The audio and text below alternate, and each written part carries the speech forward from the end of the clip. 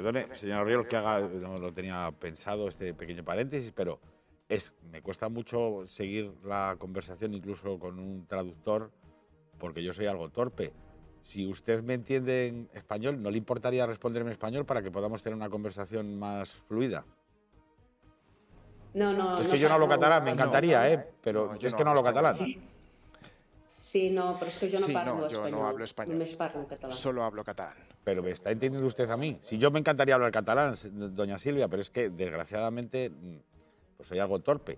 ¿No le importaría hablar conmigo en algo que nos facilite? Pero es que yo no hablo español. No parlo espanyol i Pero a no més a Hablo més español y d'aquesta además cuando me entrevista ja ho propusieron vaig esta dir, entrevista ya lo que dije, no parlaria en espanyol. que no hablaría en español, solo Pero me no- comunico en catalán. ¿No habla español o no quiere hablar conmigo en español? Si yo lo digo por ayudar a los televidentes a entendernos, señora Orriols.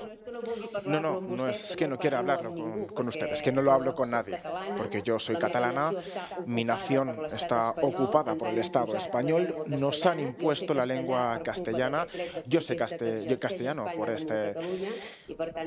y por eso no tengo ninguna voluntad de hablar castellano.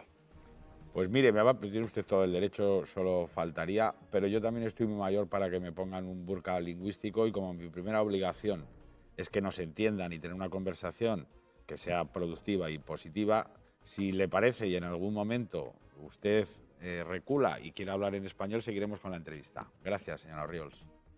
Bueno, yo la verdad, Gràcies.